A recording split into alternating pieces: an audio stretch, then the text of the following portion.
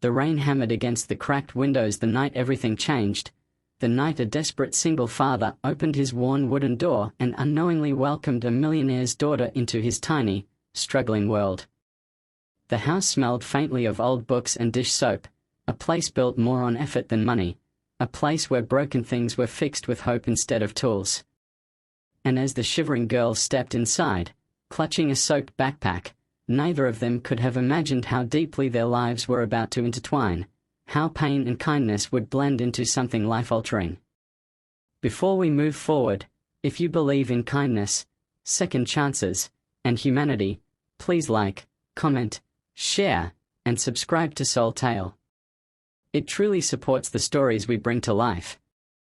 David had been living through the quiet kind of struggle, the type that forces a man to choose which bills to pay late and which meals to skip so his daughter never felt hunger the way he did. He worked 2 jobs, fixing cars at a small garage by day and stocking shelves at a grocery store at night. His 6-year-old daughter, Lily, was the light that pulled him through everything, even when the world felt unbearably heavy.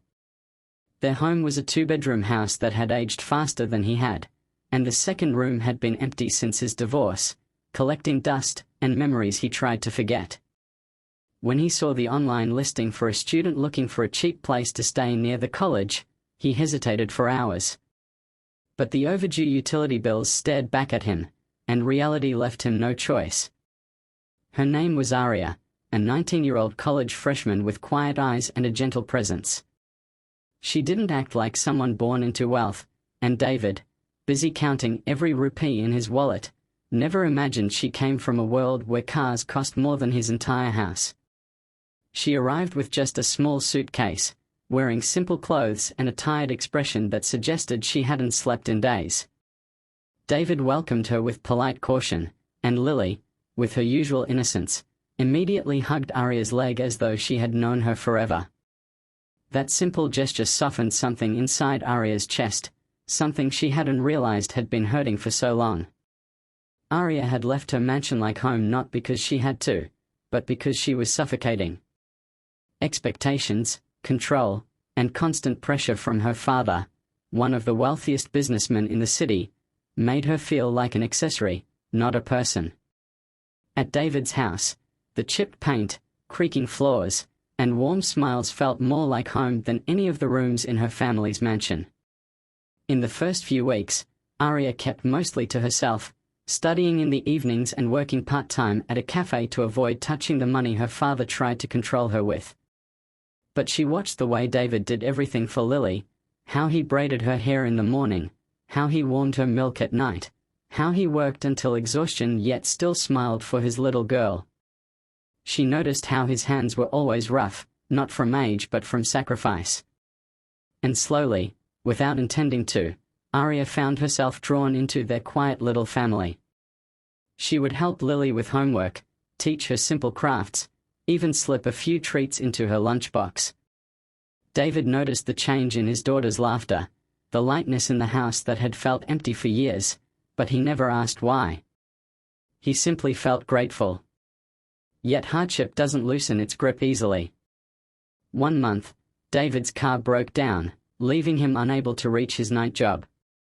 Aria watched him pacing the living room late at night, his shoulders weighed down with silent panic. She saw the overdue electricity bill tucked under a stack of papers he pretended not to worry about. She saw the tiredness in his eyes, exhaustion layered upon exhaustion for months, maybe years. She wanted to help, but she also feared revealing the wealth she'd run away from. She knew he would never accept it, not from a stranger living under his roof. Still, her heart refused to stay still. One evening, Aria found David sitting alone at the kitchen table, staring at a letter. His hands trembled slightly. Without looking up, he muttered that the garage owner had reduced his hours, and things were about to get worse. Aria felt an ache in her chest, a deep ache she couldn't ignore. Later that night, when he was asleep, she quietly paid the electricity bill online and slipped a little extra rent money, cash she'd earned at her job, into an envelope near his tools. She thought he'd accept it without asking questions. She thought she could help without revealing the truth, But David wasn't blind. When he noticed the payment, the way the numbers magically updated, the silent help, he confronted her, not with anger, but confusion and a hint of wounded pride. Aria broke down. She confessed everything: her father's empire, her suffocating life, her desperate attempt to live on her own terms.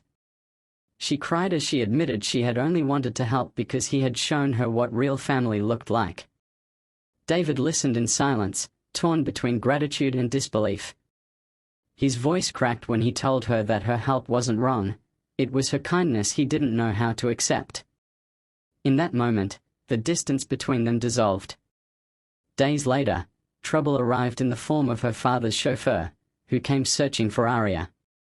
Her father demanded she return home immediately, threatening to pull her from college if she didn't obey. David could see the fear in her eyes. For the first time, he stepped between Aria and the force that controlled her life. He spoke calmly but firmly, explaining that she deserved independence, that she was safe here, that she was building something meaningful. His quiet strength stunned her father, who wasn't used to being challenged by anyone, especially someone with nothing to lose. After a long pause, perhaps seeing his daughter's eyes filled with new confidence, her father relented, not fully, but enough. He allowed her to stay, to finish college, to decide her path.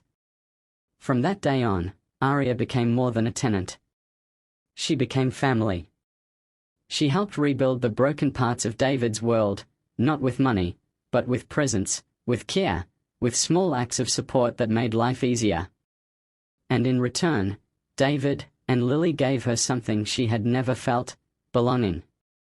A warmth money could never buy. A home that didn't shine but glowed.